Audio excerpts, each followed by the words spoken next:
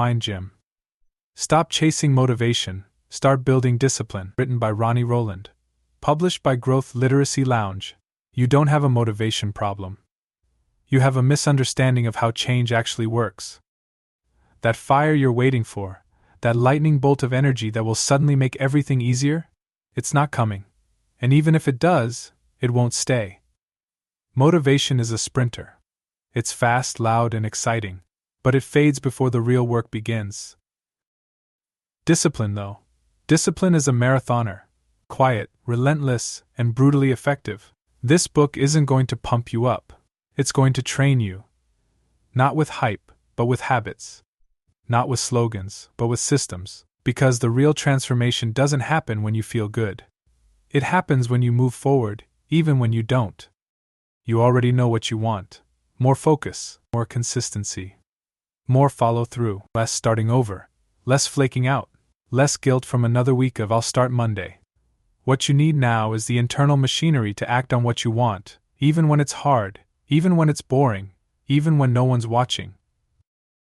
Tony Robbins once said, "It's not what we do once in a while that shapes our lives, but what we do consistently." That's the heartbeat of this book.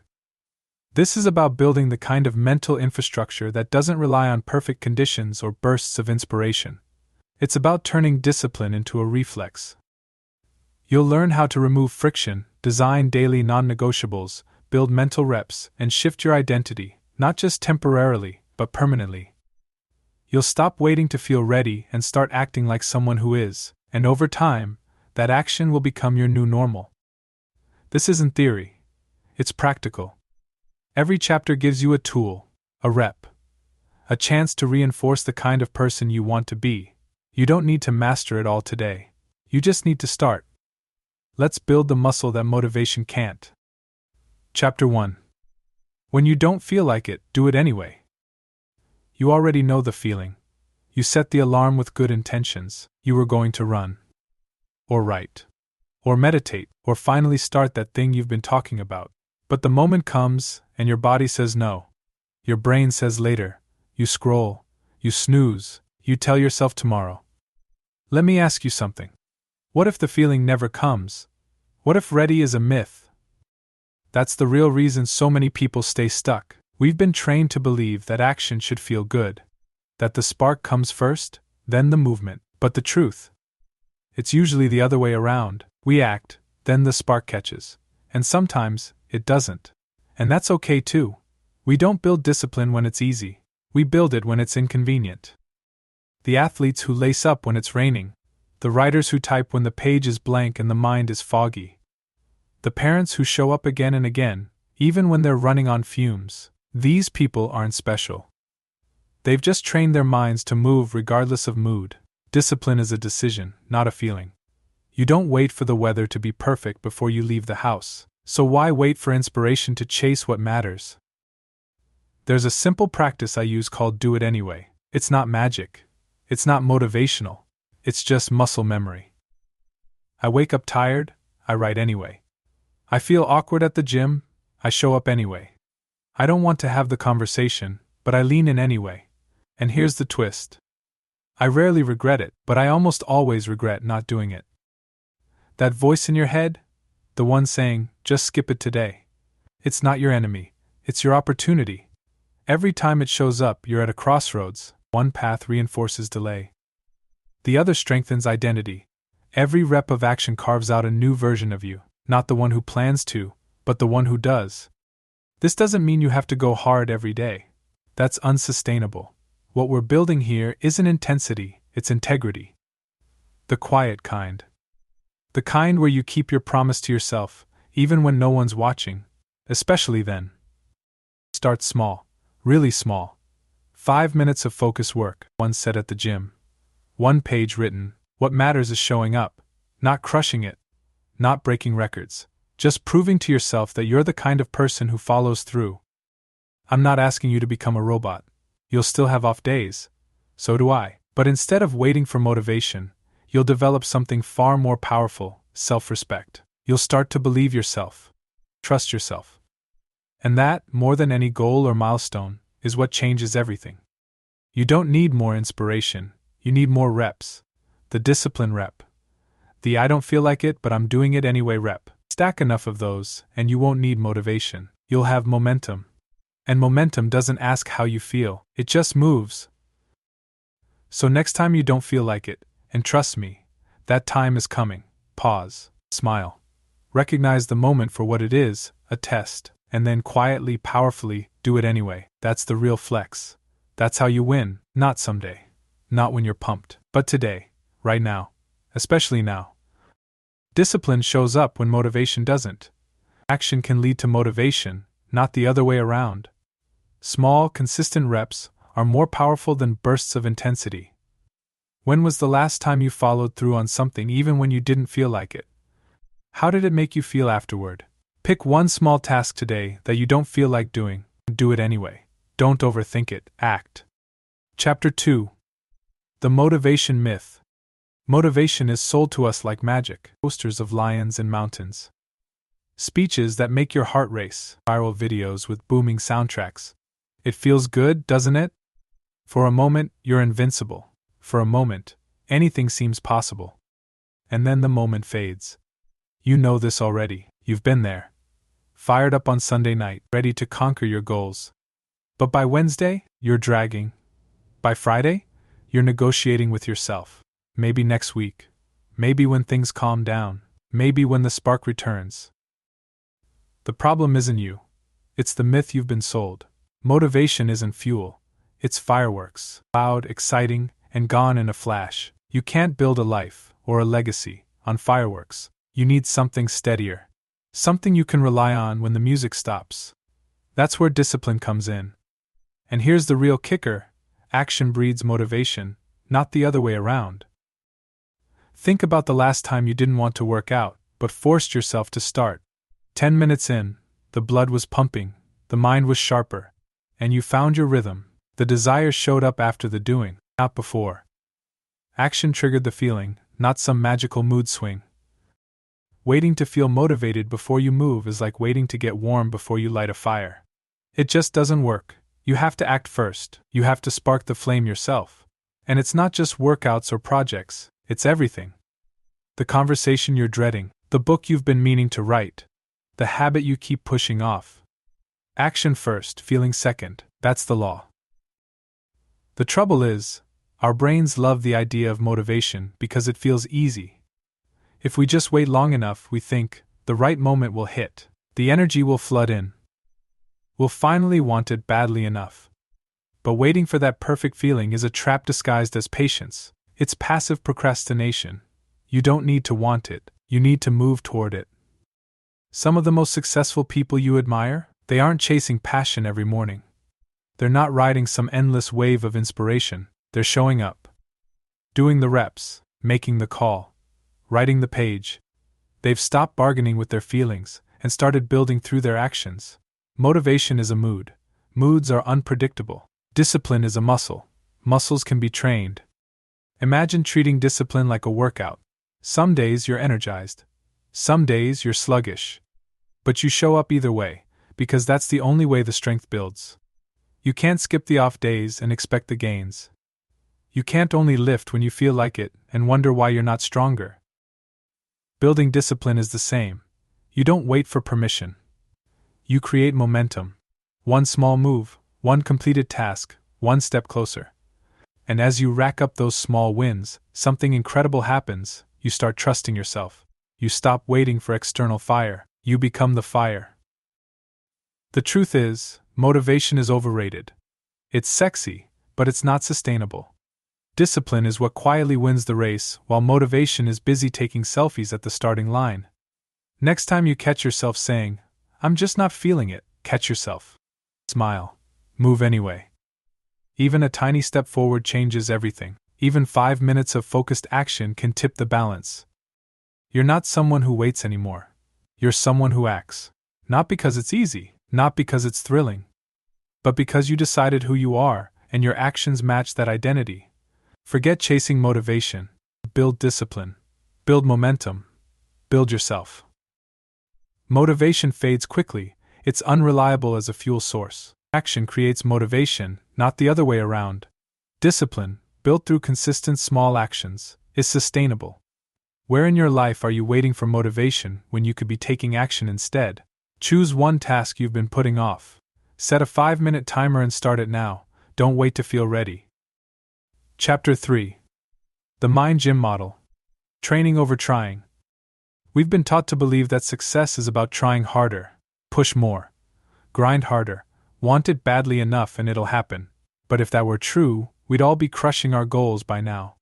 The truth is, trying is just the starting line. Training is what gets you across the finish. Think about a real gym.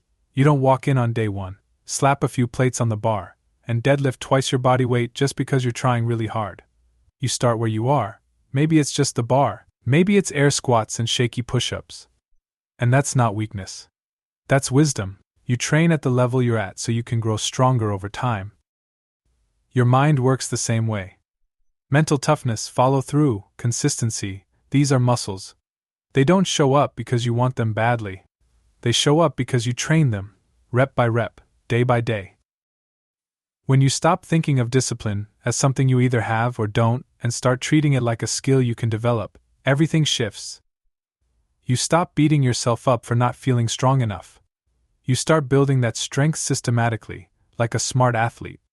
Training over trying means showing up for the work, even when it's unglamorous. Especially when it's unglamorous. You're not performing for a crowd. You're laying down neural tracks in your brain. Every time you act when you don't feel like it, every time you keep a small promise to yourself, you're deepening the groove of action over avoidance. Neuroscientists call it myelination. Every repeated action strengthens the neural pathway until it becomes faster, more automatic. You're literally rewiring your brain to act with less resistance. Over time, what once felt like a grind starts feeling like gravity. It's just what you do. Of course, early reps are the hardest. The bar feels heavy. The mind screams for comfort. Every excuse sounds logical. That's normal. That's day 1. But the only way to day 100 is through day 1, through day 2. Through showing up weak and wobbling and sweaty and unsure, and doing it anyway. The beautiful thing is, small reps matter. You don't need grand, cinematic effort to get better. 5 focused minutes of writing. 1 uncomfortable conversation. 1 intentional decision to move toward your goal instead of away from it. These are real reps. They count. They stack. Forget the idea that you have to overhaul your life in one massive sprint. That's trying. That's hoping a surge of energy will carry you through, but energy fades. Habits endure. Systems endure. The Mind Gym model isn't about heroic effort. It's about humble consistency. And just like a real gym, there will be plateaus, times when it feels like you're not making progress, times when the results aren't obvious, but trust the process. Every rep still counts. Every session still adds up. Invisible growth is still growth. You're not here to try your best once and hope it sticks. You're here to train your mind daily, to raise your baseline, to build strength you can trust when motivation is nowhere to be found. Trying says, I hope this works. Training says, I'll make this work, 1 rep at a time. Your mind is your muscle. Your habits are your program. Your commitment is your trainer. Welcome to the Mind Gym. Grab the bar. Start the set. Your strongest self is waiting. Discipline is trained like a muscle, not magically acquired. Small, repeated actions build stronger neural pathways. Consistency over intensity leads to sustainable mental strength. What is 1 small mental rep you can commit to daily, starting today? Choose a simple daily action, like 5 minutes of focused work, and commit to it every day for the next 7 days without missing. Chapter 4. From Slump to Streak. Restarting without guilt. Everyone falls off. Everyone. Even the most disciplined people you admire have off days, off weeks, even off seasons. The difference isn't that they never slip. The difference is how fast they get back up. Guilt loves to masquerade as responsibility. It whispers that because you missed 1 workout, 1 writing session, 1 promise to yourself, you're a fraud. That it's not even worth trying anymore. That you might as well wait for a new week, a new month, a new year. But guilt is a liar. Its real agenda isn't to make you better. It's to keep you stuck. You are not your mistakes. You are your next decision. Imagine if every time a kid learning to walk fell down, They decided walking just wasn't for them. Sounds ridiculous, right? But that's exactly how many of us treat our goals. We expect flawless performance from a mind and body that are built for imperfection. Then we punish ourselves when reality hits. Getting stuck in guilt is like getting a flat tire and slashing the other three out of frustration. One mistake doesn't end the journey. One miss doesn't erase your progress. It's not about how many times you slip, it's about how quickly you start again. The trick is to remove the drama. You missed a day? Okay, start again today. Not next week. Not when you feel perfect. Today. Turn the restart into a reflex, not a referendum on your worth. This is where streaks come in. Not because streaks are magical, but because they harness momentum. Our brains love seeing progress. A visible chain of small wins builds pride, energy, and a quiet kind of motivation. But the moment the chain breaks, the goal isn't to collapse into guilt, it's to start a new chain immediately. The best way to think about it is the next play mentality. In sports, after a fumble or a missed shot, the best athletes don't stand there dwelling on the mistake. They move to the next play, fast. They reset. You can too. Treat every day, every choice, like the next play. Fresh, clean, free. Another powerful tool is the 3-day rule. Life happens. Sickness, emergencies, travel, overwhelm. Missing a day here, and there is normal. Missing 2 is recoverable. But 3 days off? That's when habits start to decay. That's when friction builds. So make this non-negotiable with yourself. Never miss 3 days in a row. Miss 1? Fine. Miss 2? Catch it. Miss 3? Reset with urgency. What matters isn't the fall. It's the bounce. This mindset not only keeps you moving, it reshapes how you see yourself. Instead of identifying as someone who always slips, you start seeing yourself as someone who recovers quickly. Someone who doesn't spiral. Someone who, when knocked down, gets back up faster every time. And that self-image compounds. Every restart reinforces resilience. Every time you pick yourself up, you lay another brick in the foundation of real, lasting discipline. Not the fragile kind that only exists when life is smooth, but the kind that endures storms. You're not building a perfect record. You're building a comeback reflex. You're building a mind that doesn't crumble when momentum stutters. You're building the unshakable confidence that no slump, no miss, no bad day has the power to define you. Next time you slip, and you will, don't drown in guilt. Don't wait for a better mood. Just start again, quietly, powerfully, immediately. That's how slumps end and streaks begin. That's how discipline wins. Everyone slips. The key is how fast you restart. Guilt slows momentum, action rebuilds it. Quick recovery builds stronger discipline over time. How do you usually react after missing a day or falling off track, and how can you respond differently next time? Identify one area where you've stalled recently. Restart today with one small action, no overthinking or guilt. Chapter 5. Reward the follow-through, not just results. Most of us grew up being praised for outcomes. Good grades, trophies, promotions. You succeed, you get the applause. You fail, you get the silent treatment. Over time, this wires us to chase results at all costs and worse, to tie our self-worth to what we accomplish. But here's the problem. Results are slow. They're often outside your control. You can write the pages and still not land the deal. You can show up at the gym and not see the six-pack yet. If your only fuel is visible success, you'll run out of gas fast. That's why in the Mind Gym, we reward the follow-through, not just the outcome. When you celebrate the act of showing up, you build a system that feeds itself. You create internal momentum. You shift your focus from winning once to winning daily. Picture this. You set a goal to write a book. If you only celebrate when the book is finished, you're setting yourself up for months of feeling like a failure. But if you celebrate every writing session, every completed page, every day you sat down and did the work, you turn the journey itself into a series of wins. And winning habits stick around a lot longer than occasional fireworks. This isn't about lowering your standards. It's about raising your standards for consistency over flashes of brilliance. It's about training your brain to crave the action, not just the applause. Think about athletes in training. They don't just celebrate game day victories. They celebrate personal bests in practice. They track how many shots they took, how much time they spent in the gym, how many drills they completed. They know that excellence isn't built in the spotlight. It's built in the shadows, when no one is cheering. You can build that mindset too. Start by setting process goals alongside your outcome goals. Instead of just aiming to run a marathon, aim to complete 4 training sessions a week. Instead of just wanting to lose weight, aim to cook a healthy meal 5 nights in a row. Instead of just wanting to finish a project, aim to work on it for 30 minutes daily. Then, celebrate those wins. Not with wild, over-the-top rewards that create unhealthy attachments, but with small acknowledgments. A check mark on a calendar. A fist pump. A note in your journal. A quiet moment of pride. It might seem trivial, but it's not. Every time you recognize your effort, you strengthen the connection between who you are and what you do. You remind yourself, I'm the kind of person who shows up. I'm the kind of person who follows through. And over time, this builds something far stronger than motivation.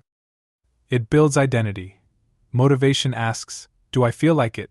Identity says, this is just what I do. Of course, we still want results. We still aim high, but we no longer live and die by the scoreboard. We focus on what we can control, the reps, the work, the commitment. The paradox is, when you reward the process, the results often come faster. You move steadily. You persist longer. You enjoy the work more. And that consistency compounds into something bigger than any single achievement. It compounds into a new you. So next time you hit a milestone, big or small, celebrate it. And next time you just show up and do the work, even when it's boring or hard, celebrate that even louder. Because that's the real win. That's the win that lasts. Focusing only on results leads to burnout and frustration.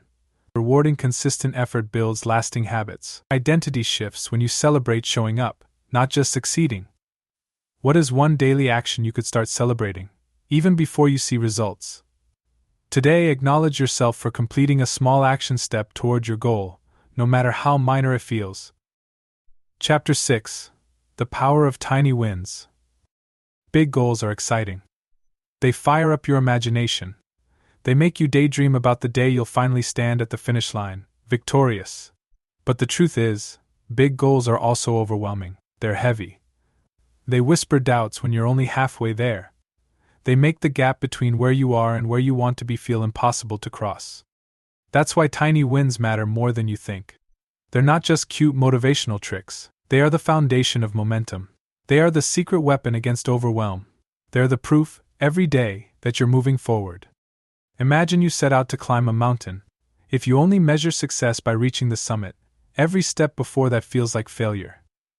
But if you learn to celebrate each foothold, each switchback, each stretch of trail behind you, you fuel yourself for the journey ahead. You give yourself proof that progress is happening, even if the peak is still out of sight. Tiny wins build trust. They teach your brain that your efforts matter. They train your mind to recognize progress, even when the progress is invisible to the outside world. And in a world obsessed with overnight success, the ability to value tiny wins is a superpower. Tiny wins shrink resistance. It's easier to tell yourself to write for 5 minutes than to write an entire book today. It's easier to go for a 10-minute walk than to overhaul your fitness overnight. And once you start, once you create even a flicker of forward movement, it becomes easier to keep going. Motion breeds momentum. And momentum is what carries you farther than motivation ever could. The best part is, tiny wins are everywhere. You just have to look for them. Drinking a glass of water first thing in the morning, sending one important email, stretching for 5 minutes, saying no to a distraction once. These might seem laughably small compared to your big vision, but string enough of them together and you've built a bridge to the life you want. It's not about lowering your standards. It's about designing a system where you win daily, and winning daily matters far more than winning big once. Daily wins compound. Daily wins change how you see yourself. They rewrite your story from "I'm someone who struggles" to "I'm someone who follows through." James Clear, author of Atomic Habits, calls it the aggregation of marginal gains. 1% better every day doesn't seem like much in the moment, but over time, it changes everything.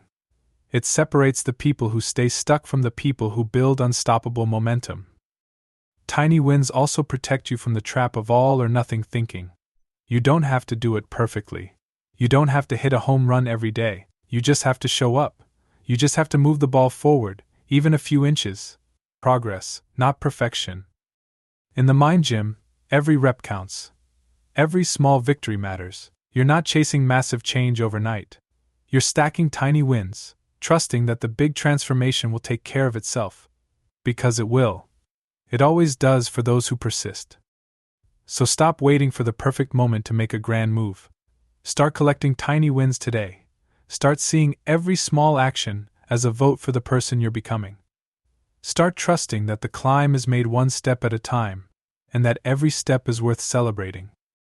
You're not losing because the mountain is high. You're winning because you're moving, one tiny win at a time, and tiny wins, stacked daily, build giant lives. Tiny wins build trust, momentum, and identity. Progress is built through consistent small actions, not rare heroic efforts. Daily tiny wins compound into massive transformation over time. Where could you lower the barrier today and create a tiny win instead of waiting for a big one? Choose one tiny action you can complete today in under 5 minutes that moves you toward a larger goal, and do it. Chapter 7. Designing your daily non-negotiables. If motivation is fickle and discipline is a muscle, then habits are the gym equipment that make you stronger. But not just any habits. We're talking about non-negotiables, the daily actions that are so foundational, so vital to your identity, that they happen no matter what. Non-negotiables aren't just goals. They aren't just nice-to-do activities you squeeze in if time allows. They're commitments you treat like oxygen. You don't negotiate breathing when you're tired. You don't debate brushing your teeth before bed. Some things are simply part of who you are. To build real mental discipline, you need a few anchors like that. Daily actions that happen regardless of your mood, your schedule, or your energy level. When life gets chaotic, and it will, these non-negotiables are what tether you to your best self. They're your compass when motivation disappears. They're your insurance against drift.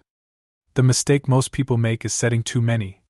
They create giant lists of habits they want to follow, then collapse under the weight of it.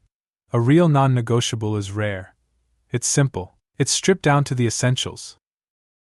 Think of it this way: if you could only guarantee 1 or 2 actions each day, no matter what would they be? What small daily actions, over time, would move your life unmistakably forward? Maybe it's writing 1 page a day. Maybe it's reading 10 pages. Maybe it's 30 minutes of exercise, no matter how gentle. Maybe it's journaling for 5 minutes every night. It doesn't have to be impressive. It has to be consistent. The key is clarity. Vagueness kills follow-through. Work on my goals is too fuzzy. Write 100 words is clear. Get healthier is ambiguous. Walk for 10 minutes is measurable. Your brain needs a crisp finish line to chase each day. Once you pick your non-negotiables, the real work begins, protecting them. Because the world will absolutely try to steal your time and attention. That's not a glitch, it's life. Meetings will run long, kids will get sick, projects will explode. You don't succeed by hoping those things won't happen. You succeed by making your non-negotiables small enough and important enough that you can do them even in the middle of chaos. If your daily workout relies on a perfect 90-minute window, it'll fail the first time your day goes sideways. If your commitment is simply 10 minutes of movement, you can knock it out in a living room, a hotel hallway, or a quiet office corner. You want your non-negotiables to be portable, resilient, and hard to break. You also want to track them. Not because streaks are magic, but because tracking creates awareness. A simple calendar, a notebook, an app, whatever works for you. The goal is to make your daily non-negotiables visible and real. When you see the chain growing, you'll want to keep it alive. Eventually, these actions hardwire into your identity. They stop feeling optional. They become as automatic as brushing your teeth. They become part of who you are, not just what you do. And here's the kicker: the power isn't just in completing them. It's in what they represent. They're daily proof that you are a person who follows through. They are small, tangible votes for the disciplined, unstoppable version of yourself you're building. Design your non-negotiables with care. Protect them fiercely. Honor them daily. They will change your life in ways motivation never could. Daily non-negotiables create consistent progress, no matter how life fluctuates. Simplicity and clarity are critical for sustainable daily habits. Non-negotiables strengthen identity and momentum over time. What one action could you commit to daily that would build massive momentum over the next year? Choose one simple, specific daily non-negotiable starting today, and track it visibly for the next 7 days. Chapter 8. Track, don't trust. Building the feedback loop. When it comes to discipline, most people rely on memory. They tell themselves, I'll know if I'm staying consistent. I'll feel if I'm making progress. But memory is slippery. Feelings are unreliable. If you want to build unshakable discipline, you can't trust your emotions or recollections. You have to track your actions. Tracking isn't about micromanaging your life. It's about creating a feedback loop that tells the truth. Data doesn't lie. It doesn't care how you felt about your week. It shows you whether you actually did the work, and that kind of clarity is gold. Without tracking, you'll constantly underestimate your misses and overestimate your effort. That's human nature. We remember the good days more vividly than the bad. We excuse the slumps with stories about how busy or stressed we were. But when you have a record, something visible, concrete, inarguable, you lose the ability to fool yourself. And that's a good thing. Tracking doesn't have to be complicated. It can be as simple as putting an X on a calendar every day you complete your non-negotiables. It can be ticking off boxes in a notebook. It can be using a habit tracking app that sends you a reminder and keeps a digital streak alive. The method doesn't matter nearly as much as the consistency. The act of recording your actions builds awareness. Awareness builds ownership. Ownership builds discipline, and tracking creates momentum in ways motivation can't. Every checkmark, every completed day, becomes a small psychological reward. It taps into your brain's natural desire to finish what you start. It turns the invisible progress into something you can see and feel and celebrate. When you track, you also create patterns you can analyze. You might notice you always struggle on Fridays, or that you crush your habits in the morning but fall apart at night. These aren't failures, they're data points. They give you information you can use to adjust your strategies. They help you work smarter, not just harder. Tracking also breaks the cycle of emotional decision-making. On tough days, your feelings might tell you it's fine to skip your non-negotiable. But when you look at your tracker and see a 20-day streak, you're much more likely to push through. You see the bigger picture. You realize that today's action isn't just about today, it's about protecting the momentum you've built. One of the best mindset shifts you can make is this: your tracker isn't judging you. It's coaching you. It's not there to shame you for a missed day. It's there to remind you that every day is a new opportunity to show up again. And when you do miss a day, and you will, the data keeps you honest without dragging you into guilt. You simply acknowledge the miss, break down why it happened, and restart the chain.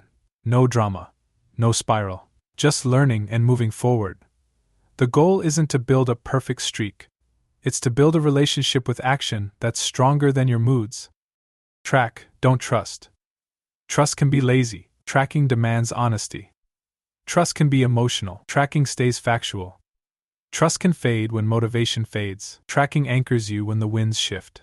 Your brain loves clarity. Your habits love momentum. Your future self loves evidence. Give all three a gift. Start tracking today. Tracking builds awareness, accountability, and momentum. Visible progress strengthens discipline and reduces emotional decision-making. Consistent tracking creates a powerful feedback loop for growth. Where in your life could simple tracking create more honesty and momentum? Choose one habit you're working on and start tracking it daily for the next week. Keep it visible and simple. Chapter 9. Friction is the enemy. Remove it. When we think about discipline, we usually picture effort, willpower, grit, forcing ourselves to push through resistance. But what if the real secret isn't pushing harder? What if it's designing smarter? What if it's not about making yourself stronger, but making the path smoother? Friction is anything that makes a good habit harder to do. It's the distance between your current state and your desired action, and friction kills follow through faster than a lack of motivation ever could. Picture it: you want to work out, but your gym clothes are buried in the laundry. You want to eat healthy, but there's nothing prepped. You want to read more, but your book is across the house and your phone is buzzing right next to you.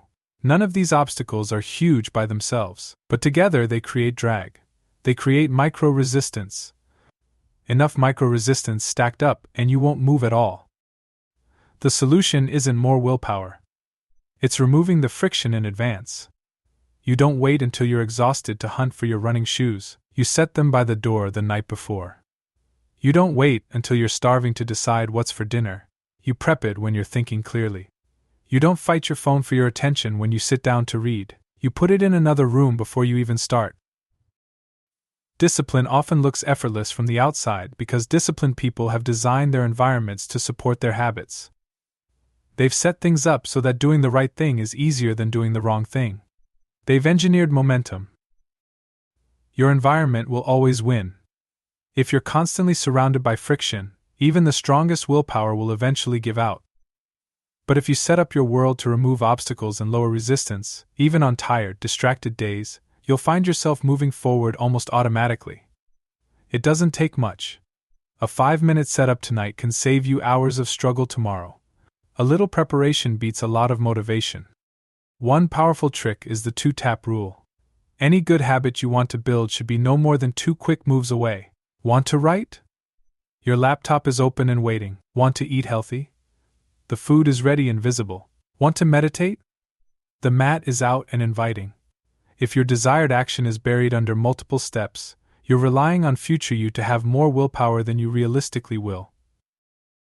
Another tactic is habit bundling. Attach a new habit to something you already do automatically. After I brew my morning coffee, I stretch for 2 minutes. After I close my laptop for the day, I review my planner for tomorrow. The less mental negotiation involved, the more automatic your habits become. It's also smart to add friction to bad habits. Make distractions harder to reach. Log out of social media. Hide junk food on the highest shelf. Turn off notifications. If doing the wrong thing takes effort, you're less likely to default to it when your energy dips. Every choice you make about your environment is a vote for the person you're becoming. Every bit of friction you remove makes it easier to live in alignment with your goals. Every shortcut you set up for your better habits makes winning feel natural. Discipline isn't about being superhuman. It's about being a smart architect of your life. It's about stacking the deck in your favor. Friction is the enemy. Remove it before it robs you of your momentum. Set yourself up to win, not once in a while, but every single day. Friction makes good habits harder and bad habits easier. Smart environment design reduces reliance on willpower. Small changes in setup create massive differences in follow-through. Where is friction slowing you down, and how could you remove one obstacle today? Pick one habit you want to build, and remove one point of friction that's making it harder to start. Chapter 10. Mental Reps. Practicing hard conversations, focus and finish. Discipline isn't just about habits. It's about how you handle pressure. How you respond when your brain wants to bail. How you behave when things are uncomfortable, inconvenient, or uncertain. And just like a muscle, those moments can be trained. You don't need more pep talks. You need more practice, or mental reps. Small, repeatable moments where you deliberately lean into discomfort instead of avoiding it. Because that's where grit is built.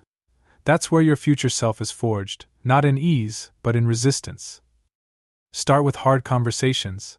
Most people avoid them. They ghost instead of being honest. They sugarcoat instead of speaking up.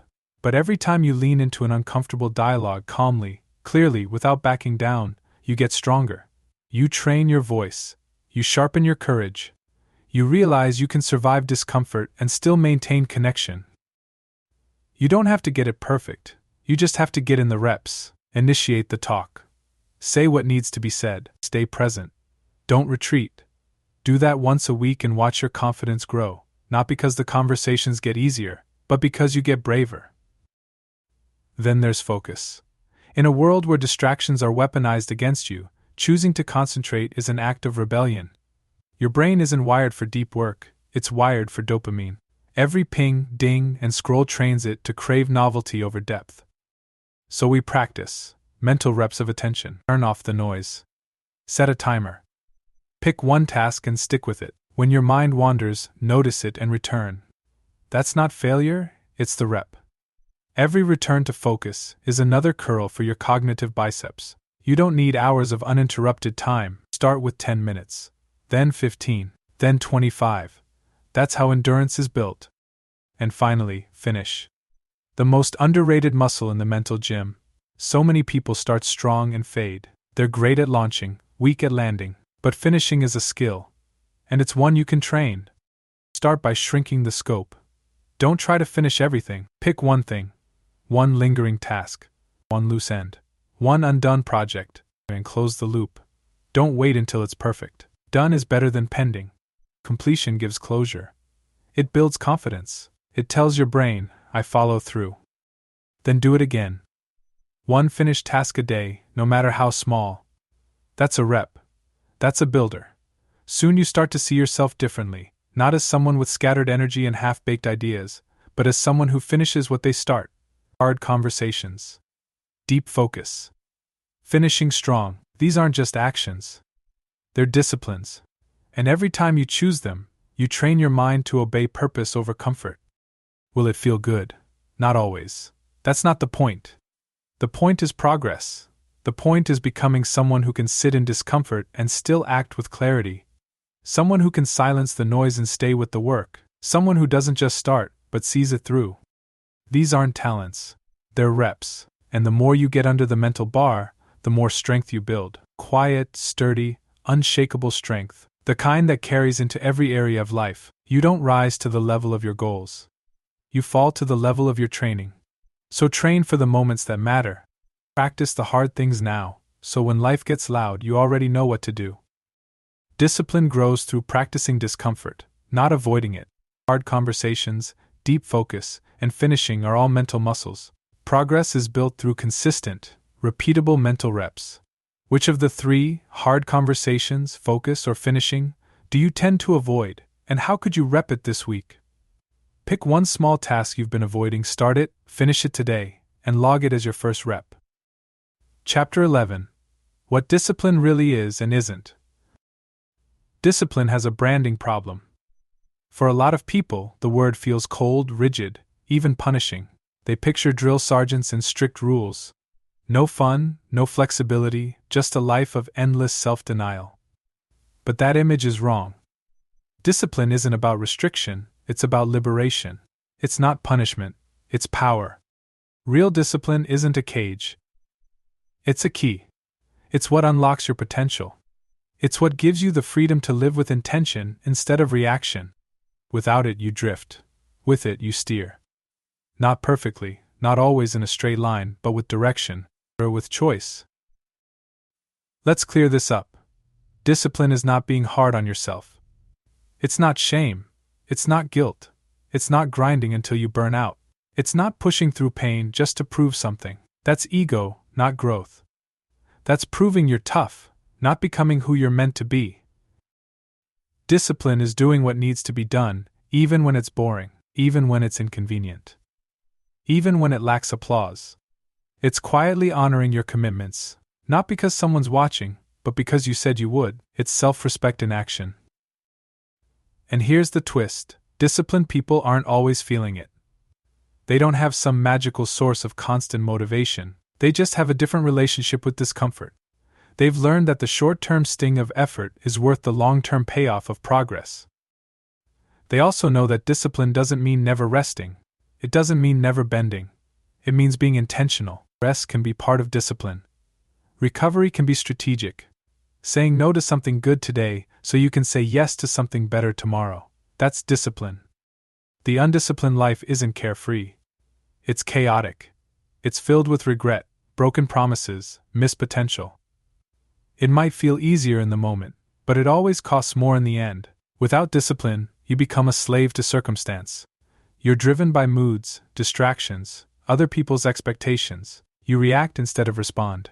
You spin instead of build. Discipline is what pulls you out of that cycle. It creates structure, not to box you in, but to support you. A framework, not a prison. A rhythm, not a rulebook. It also simplifies decision-making. When you're disciplined, you don't need to renegotiate your values every day. You don't ask yourself if you feel like it, you act from commitment. And that creates a kind of peace. You're not at war with yourself every morning. You know what needs to be done, and you just do it. The deeper truth? Discipline is a form of love. Love for your future self. Love for your potential. Love for the people counting on you. It's not the loud kind. It's not the flashy kind. But it's the kind that lasts. The kind that builds legacies. So if you've been seeing discipline as something harsh or unnatural, rewrite the story. Start small. Reframe it. Not as restriction, but as reinforcement. Not as control, but as confidence. Every act of discipline is a vote for the life you actually want, not just the life that's easy in the moment. You don't need to be a machine. You don't need to chase perfection. You just need to be consistent. You just need to keep showing up, not because discipline demands it, but because it deserves it, and because so do you. Discipline is not punishment, it's a tool for freedom and self-respect. It's not about being harsh, it's about being intentional and consistent. True discipline is love for your future self, expressed in daily action. Where have you misunderstood discipline in your own life, and how would it feel to redefine it as support instead of restriction? Choose one area where discipline has felt heavy or negative, and reframe it with a new intention, then take one step from that new mindset. Take care and be well.